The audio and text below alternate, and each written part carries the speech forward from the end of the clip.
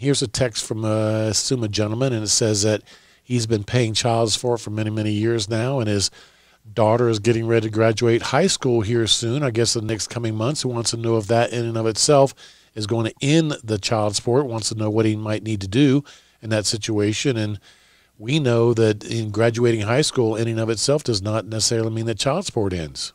Exactly. Well, in other words, turning 18. Yeah.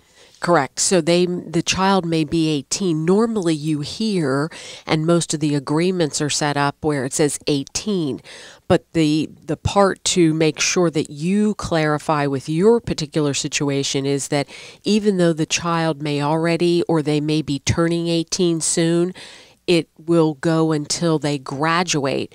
So that would be at least probably May of next year. So even if you're saying, oh, my child is turning 18 in December and, hey, I'm ending the year this way, probably not. It probably will be continuing until next May or until they graduate from high school. So take a look at your divorce agreement or the final judgment. It's going to say something along the lines of you're going to pay child support until the child reaches age 18 or graduates from high school, whichever comes later.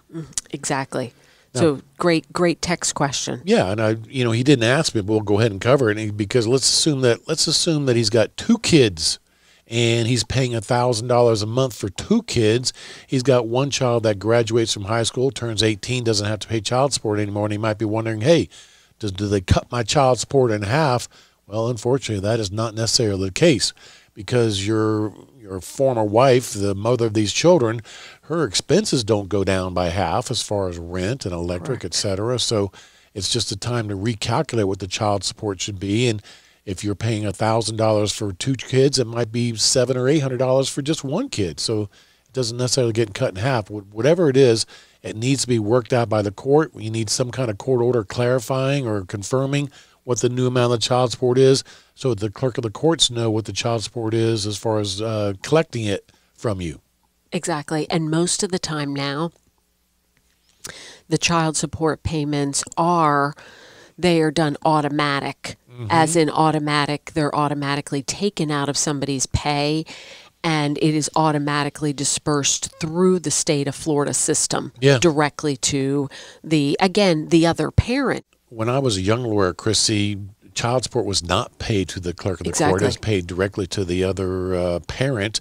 And you can imagine the confusion it caused when it came to time to figure out what it was. So paying through the clerk of the court is standard procedure these days. I've actually had somebody over the years come to me and say, Tom, I was supposed to pay through the clerk of the court, but I just paid her directly. Oh boy, you're screwed. Well, it means because he didn't get that credit. Didn't get credit. That's for right. that, for what he did.